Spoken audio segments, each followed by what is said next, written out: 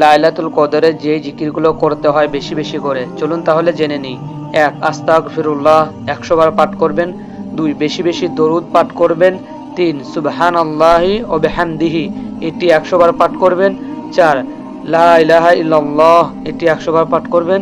5. লা ইলাহা ইল্লাল্লাহু ওয়াহদাহু লা শারীকা লাহ, লাহুল মুলক ওয়া লাহুল হামদ ওয়া হুয়া আলা কুল্লি শাইইন কাদির, এটি 100 বার পাঠ করবেন। 6. আল্লাহুম্মা ইন্নাকা আফুন তুহিব্বুল আফওয়া ফাফু আন্নি, এই দোয়াটি বেশি বেশি করে লাইলাতুল কদরের রাত্রিতে পাঠ করবেন, কারণ এই দোয়াটি মুহাম্মদ সাল্লাল্লাহু আলাইহি সাল্লাম আমাদেরকে শিখিয়ে গেছেন, কারণ এটি নাজিল হয়েছিল লাইলাতুল কদরের জন্য। 7. দোয়া ইউনুস পাঠ করবেন, লা ইলাহা ইল্লা আনতা সুবহানাকা ইন্নী কুনতু মিনাজ জালিমিন। 8. সুবহানাল্লাহি ওয়া বিহামদিহি সুবহানাল্লাহিল আযীম, এটি 100 বার পাঠ করবেন। 9. সুবহানাল্লাহি ওয়া আলহামদুলিল্লাহি ওয়া লা ইলাহা ইল্লাল্লাহু আল্লাহু আকবার, এটি 100 বার পাঠ করবেন। 10. লা হাওলা ওয়া লা কুওয়াতা ইল্লা বিল্লাহ, এটি পাঠ করবেন বেশি বেশি করে।